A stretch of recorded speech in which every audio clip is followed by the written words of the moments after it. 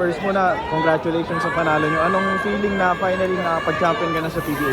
Yun, sobrang thankful talaga ako sa Panginoon sa opportunity na binigay niya sa akin and sa pag-iingat parehong team sa San Miguel tsaka sa syempre sa Meralco. And yun, sobrang papasalamat ako sa Panginoon sa pagkakataon na binigay niya sa akin and sa pamilya ko syempre. Gano'ng kalaki na maganda yung contributions mo sa unang championship? Siyempre, sobrang nakaka-bless. Pero ginawa namin yun as a team talaga. Pinagtrabahuan namin yan from the start. Talagang talagang nag-invest kami sa preparation namin sa conference na to. Kaya ako, alam na 100% deserve namin tong panalo. First championship mo to since nung nag-champion ka sa Letran. So, nung mga taon ba na yun, nagkaroon ba ng doubt sa'yo na baka mahirap ulitin na mag-champion? Siyempre, basketball naman tayo. So, every conference, we have an opportunity na makuha kung ano yung dapat makuha. Like, yun yung championship. Siyempre, bata pa lang kami. Yun na yung goal namin eh. Yun yung pangarap namin eh. So, ako sobrang natutuwa talaga ako. Sobrang saya ko na yung first championship ko sa unang team ko din sa Meralco. Which is talagang ginawa ko yun para sa makatulong ako sa team. And first championship ng Meralco. Sobrang nakakatuwa. Never ka ba nagkaroon ng doubts, especially nung dying seconds, biglang naka-3 points ulit si Siyempre, minsan madadown ka din. Pero nakita mo naman yung focus ng mga teammates namin, especially si Nu, and yung play namin, ang ganda ng play namin na ginawa. So, yun nga, tiwala lang sa isa't isa and yung opportunity na binigay sa bawat isa sa amin talagang ginagrab lang namin. Paano may isa-celebrate tong championship? Siyempre, sobrang nakakatuwa kasi yung buong pamilya ko nandito, yung kapatid ko, galing ng US ito, pamangkin ko, nandito sila. Yung mama ko, nandito sila, alis na sila ng Tuesday. So talaga, gift ko talaga to para sa pamilya ko. Siyempre ngayon, Father's Day. Although wala na yung father ko today, ano siya na 2020, yung before pandemic. Pero sobrang ginagawa ko to para sa pamilya ko. And siyempre, sa asawa ko nandito sila. Can you speak lang, di ba second round pick ka, from second round pick tapos ngayon PBA champion? Siyempre, sa drafting naman may mga opportunities na binibigay sa amin, 'di ba? So, nagkataon lang na second round ako pero sobrang plan ni Lord yun na maging second round ako kasi baka sa iba akong team na punta baka di pa ako nag-champion ngayon. So, alam ko na plano ng Panginoon na mapunta ako sa Meralco, first championship ng Meralco. Kasama ako sa first championship. So, nakaka-bless. Sobrang saya talaga. Wow! Finally, nanalo rin. Dito ako lang.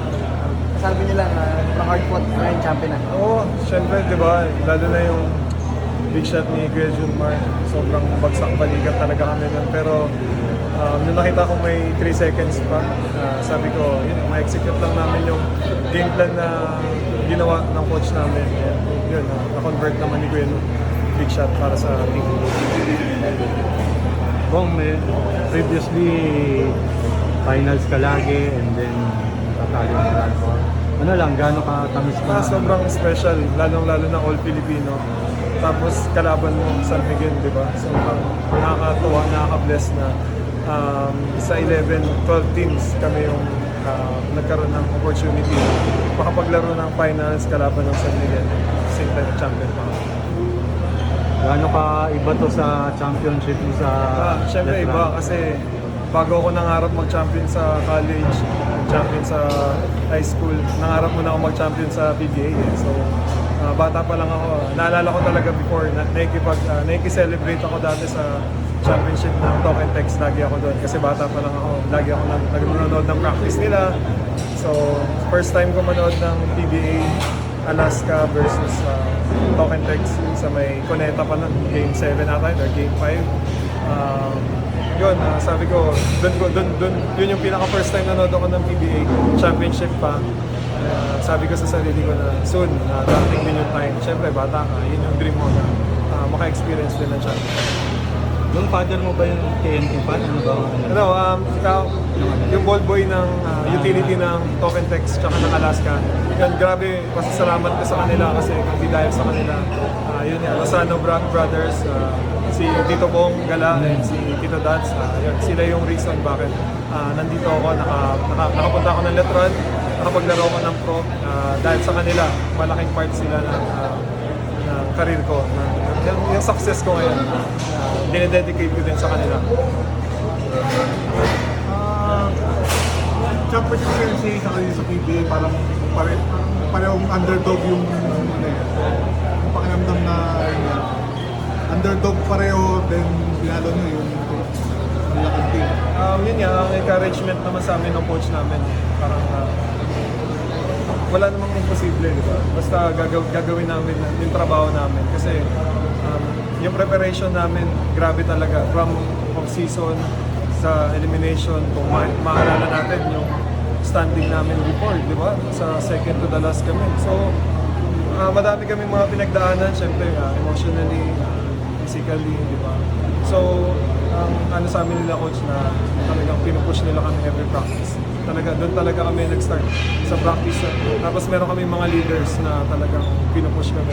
Si Piano, si CB, si Jacqueline, Raymond, Aling, Anjo, tas Paparay, coaching staff. So, walang reason para maging tamad kami kasi ginagawa namin yung best namin para sa isa't isa. So, kanina talaga sinasabihan ko yung mga veterano namin, sabi ko, ako kuya, naglalaro ko para sa inyo kasi kumbaga, alam ko naman na kumbaga, lahat kami makikinabang pag nakuha namin yung championship, which is nakuha namin yung championship.